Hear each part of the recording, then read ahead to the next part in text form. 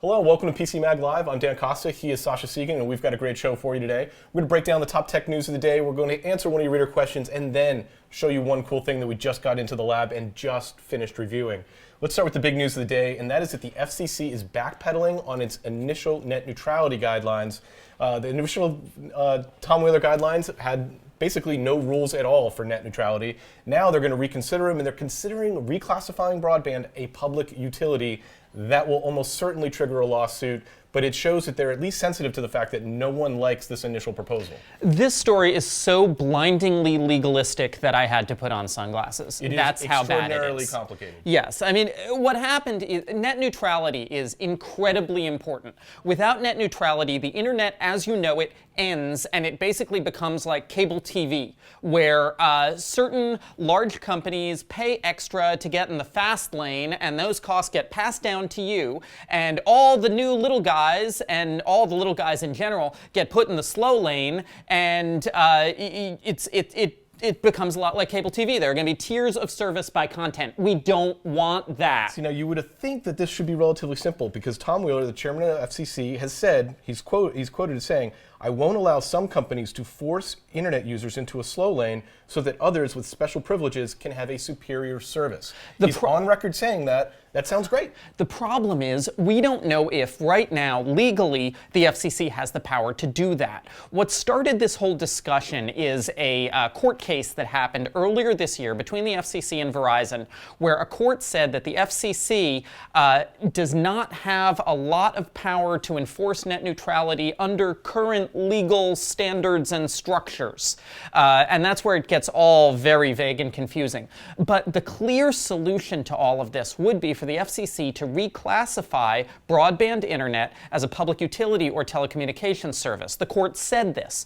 The problem is this would cause those deep-pocketed broadband providers to freak out.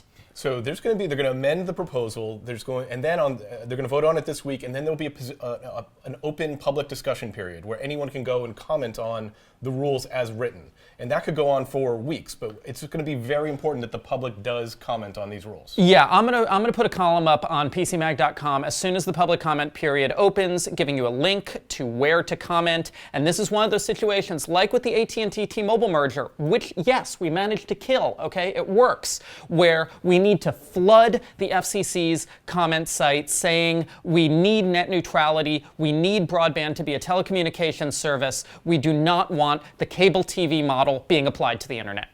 Finally, and now something completely different. Our friends at Geek.com, Russell Hawley, got some great screen grabs of a new Gmail interface.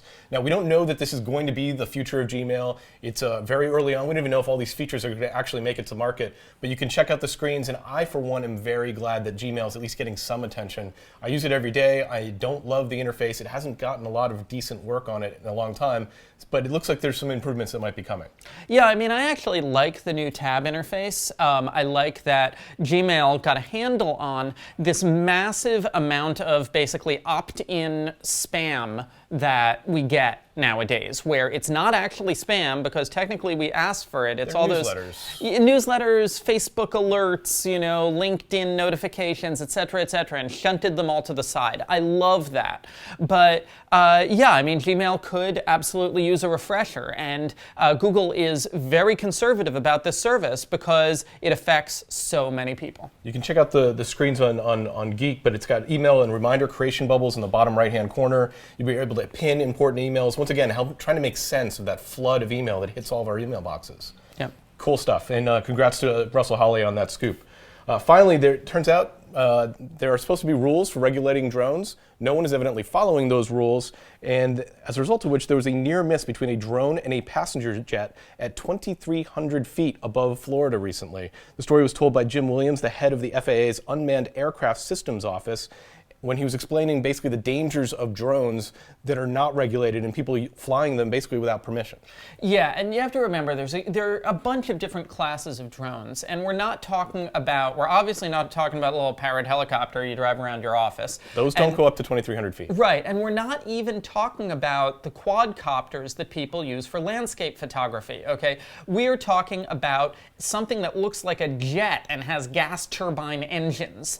And when we're talking about drones, these unmanned aerial vehicles, we need to acknowledge that some of these are serious hardware, and they could cause serious problems in public airspace. Yeah, the plane it almost hit carried 50 passengers, and the pilot said it was so close to them that they actually thought they were hit. They had to check the plane for damage. And they missed it. But I mean, clearly a scary situation. Yeah, the airspace is public, and this is like driving on public roads, okay? If you are driving on the highway, you need to obey the rules of the road. And so there is no reason that anything should be different for drone pilots. Let's move on to our reader question. We take questions on Facebook, on Twitter, via email. This question actually comes in via email from Marco. Marco asks, he's an Italian businessman who visits the U.S. periodically to meet with customers and suppliers. He needs a prepaid SIM card for his iPhone 5C that'll give him plenty of U.S. data and allow him to call back home to Italy. What should he use? Well, it turns out that the iPhone 5C supports both the AT&T and T-Mobile networks, so he has a really wide selection of third-party prepaid SIM cards to choose from. I looked at some of our articles on prepaid SIM solutions, and it looks like the Ultra Mobile $39 plan would be best for this guy because it comes with 1,000 minutes of calling back to Italy, along with 500 megs of high-speed data and unlimited edge data. We have several roundups of prepaid SIMs and virtual network plans on PCMag.com. And if you're interested in lowering your rates or looking at a new short-term plan for a phone, I definitely encourage you to check them out. Now it's time for one cool thing. We test thousands of products here in our labs in New York City. Every day we take one thing off the shelf and show it to you live. Today that thing is the MacBook Air 13-inch. Now it looks exactly like the last MacBook Air. You cannot tell any differences just by looking at it, but it does have new hardware. They took it up a little bit of a notch.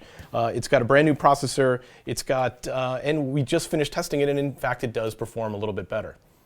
And Sascha, this is like the go-to performance laptop for Mac users. Yeah, the one criticism out there is that it doesn't have a Retina display. But you have to think this is an $1,100 incredibly well-designed laptop with 12 hours of battery life, and so there are going to have to be some give and takes there. But this has just become the go-to for so many business travelers that I know nowadays. Yeah, great system. You can read Brian Westover's full review on PCMag.com, and that's PCMag Live for today. We want to invite you to join us tomorrow, and we will bring you a brand new show.